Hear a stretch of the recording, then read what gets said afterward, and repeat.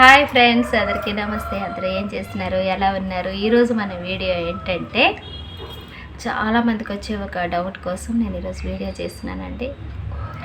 చాలా దగ్గర నేను చూసాను కూడా, అందుకని చెప్పి నేను ఈ వీడియో చేస్తున్నాను. ఆల్రెడీ మీరు థంబ్నెయిల్ చూసే ఉంటారు, ఓకేనా?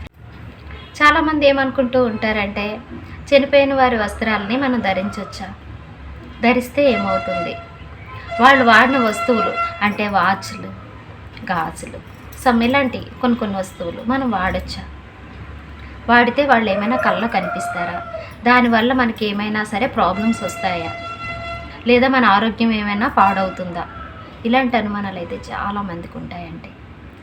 కొంతమంది అయితే ఏం చేస్తారంటే వాళ్ళ వస్తువులన్నీ కలిపేసి ఒక గెడ్లో పాడేయడం, లేకపోతే ఒక నదిలో విసిరేయడం, లేదంటే సముద్రంలో పడేసేయడం, లేదు ఇవన్నీ కాదంటే అన్నీ కలిపి ఒక సంచిలో పెట్టేసి ఒక చెట్టు కొమ్మకు తగిలించేసి వదిలేయడం, ఇలాంటివన్నీ చేస్తూ ఉంటారండి.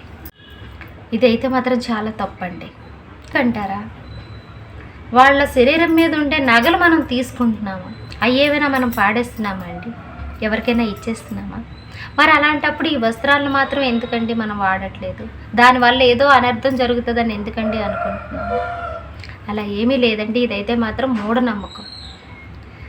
అది ఏంటంటే ఒక వ్యక్తి మీద ఉండే గౌరవాన్ని బట్టి వాళ్ళ వస్తువులు మనం వాడుకోవచ్చు.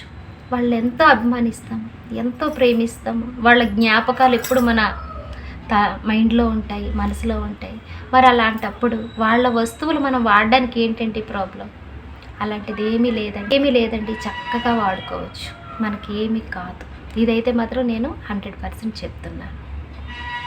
ఒకవేళ మనకి ఆ బట్టలు మన సైజు కాదు, సరిపోవు, మనకి ఆ వస్తువు అవసరం లేదు అనుకున్నట్టయితే ఆ వస్త్రాలు చక్కగా నీట్గా ఉతికేసి, అంటే చక్కగా వాష్ చేసి ఎవరికైనా అవసరమైన వాళ్ళకి ఇవ్వచ్చండి, అందులో తప్పేమీ లేదు.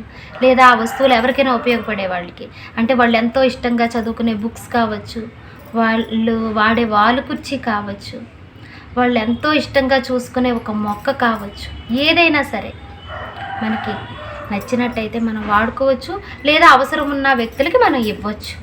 అంత మాత్రం చేత తీసుకున్న వ్యక్తులకి ఏమీ కాదు, మనం వాడుకున్నట్టయితే మనకు కూడా ఏమీ కాదండి. ఇదైతే మాత్రం క్లియర్. ఇంకొంచెం మంది ఏమనుకుంటారంటే చనిపోయిన వారి వస్త్రాలు మనం ధరించడం వల్ల వాళ్ళు మన కల్లోకి వస్తారు. ఇది నిజం అనుకుంటున్నారా? ఇదే నిజం కాదండి. వాళ్ళు ఏమి మన కల్లోకి రారు. మనం ఏం ఆలోచిస్తామంటే వాళ్ళ వస్త్రాలు మనం కట్టుకునేటప్పుడు, అయ్యో ఇది వాళ్ళకి ఎంతో ఇష్టమైన చీర కదా, లేదా వాళ్ళకి ఎంతో ఇష్టమైన షర్ట్ కదా అనే ఆలోచన మనకు ఉంటుంది. దానివల్ల మనకి వాళ్ళ కల్లో కనిపిస్తారు, అంతే తప్పించి వాళ్ళు ఏమీ మన కల్లోకి రారండి. చనిపోయిన వారి వస్త్రాలు మనం ధరించడం వల్ల వాళ్ళు మన కల్లోకి వచ్చి నా చీర ఎందుకు నువ్వు కట్టుకున్నావు అని అడుగుతారు అనుకుంటున్నారా? అడగరండి. లేకపోతే నా షర్ట్ నువ్వు ఎందుకు వేసుకున్నావు, ఇది నేను చాలా ఇష్టపడి కొనుక్కున్నాను, ఇచ్చేసే నా షర్ట్ నాకు అంటారు అనుకుంటున్నారా?